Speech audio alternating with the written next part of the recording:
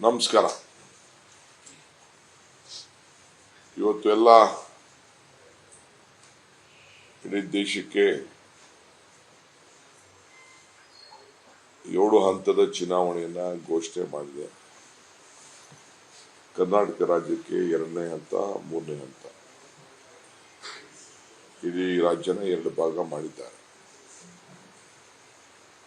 ಪ್ರಜಾಪ್ರಭುತ್ವದ ವ್ಯವಸ್ಥೆಯಲ್ಲಿ ಪ್ರಜಾಪ್ರಭುತ್ವದ ಹಬ್ಬನೇ ನಮ್ಮ ಚುನಾವಣೆ. ಅವಧಿ ಮುಗಿದಿತ್ತು. ಇವತ್ತು ಹೊಸ ಚುನಾವಣೆ ಘೋಷಣೆ ಆಗಿದೆ. ಕಾಂಗ್ರೆಸ್ ಪಕ್ಷ ಎಲೆಕ್ಷನ್ ಕಮಿಷನ್ ಏನು ಘೋಷಣೆ ಮಾಡಿದೆ, ನಮ್ಗೆ ಆಪ್ಷನ್ ಏನಿಲ್ಲ. ಇಲ್ಲಿ ಎಲೆಕ್ಷನ್ ಬರ್ತದೆ ಅನ್ನೋದು ನಮಗೆ ಗೊತ್ತಿತ್ತು.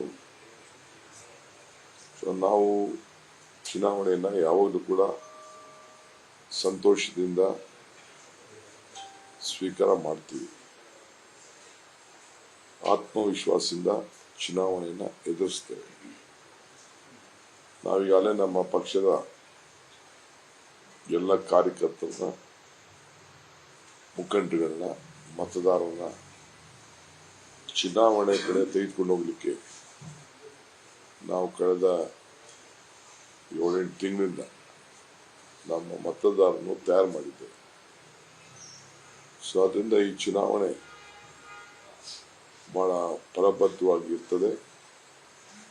ಕರ್ನಾಟಕ ರಾಜ್ಯಕ್ಕೆ ಒಂದು ದೊಡ್ಡ ಶಕ್ತಿ ತುಂಬುತ್ತದೆ. ನುಡಿದಂತೆ ಮತದಾರರಿಗೆ ನಡೆದಿದ್ದೇವೆ. ಆತ್ಮವಿಶ್ವಾಸ ಇದೆ. ಇಡೀ ದೇಶದಲ್ಲಿ ಯಾವುದೇ ಪಕ್ಷಗಳು, ರಾಜ್ಯಗಳಾಗಲಿ, ಪಕ್ಷ ಆಗಲಿ ನಮ್ಮ ರೀತಿ ನುಡಿದಂತೆ ನಡೆಯೋಕ್ಕಾಗಿರಲಿಲ್ಲ.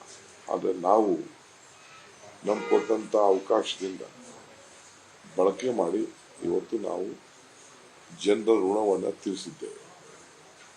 ಸೊ ಅದರಿಂದ ಈ ಚುನಾವಣೆ ಬಹಳ ಆತ್ಮವಿಶ್ವಾಸದಿಂದ ನಾವು ಮುನ್ನಡೆಯುತ್ತೇವೆ.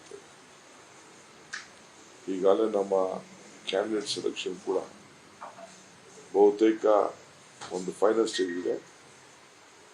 ನಾಳೆ ರಾಹುಲ್ ಗಾಂಧಿ ಅವರ ಭಾರತ್ ಜೋಡೋ ಇವತ್ತು ಮುಗಿದಿದೆ. ನಾಳೆ ಒಂದು ಇಂಡಿಯಾದ ಬಹಿರಂಗ ಒಂದು ಸಭೆ ಇಟ್ಕೊಳ್ಳಲಾಗಿದೆ. ಅದಾದ್ಮೇಲೆ 19ನೇ ತಾರೀಕು ನಮ್ಮ ಸಭೆ ಇಟ್ಕೊಂಡಿದ್ದಾರೆ. 19 ರಾತ್ರಿ ಆಗ್ಬೋದು, 20 ಬೆಳಿಗ್ಗೆ ಆಗ್ಬೋದು.